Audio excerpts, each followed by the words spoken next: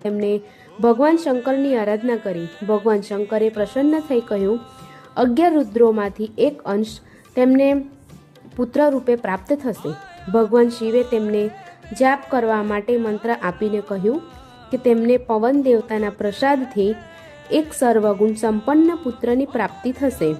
એકવાર સૌભાગ્યવતી અંજના પોતાની સખીઓ સાથે પોતાના આંગણામાં બેઠી હતી, ત્યારે આકાશ માર્ગથી એક સમડી કોઈ પિંડ જેવી વસ્તુ લઈને ઉડી રહી હતી।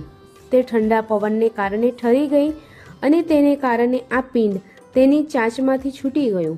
પવન દેવતા કે જેઓ પહેલાથી જ આ અવસરની રાહ જોતા હતા, તેમણે તેને પોતાના પવનની મદદથી મહારાણીના ખોળામાં પાડ્યું। આ પિંડને સમડી રાજા દશરથના હવંડ કુંડમાંથી લઈને ભાગી હતી। આ પિંડને મહારાણી જોઈ રહ્યા હતા। તેમના મનમાં અનેક વિચાર આવી રહ્યા હતા। ત્યારે જ આકાશવાણી થઈ, હે અંજની, તમે તેને ગ્રહણ કરો, આ જ તમારા પુત્રની ઉત્પત્તિનું કારણ બનશે।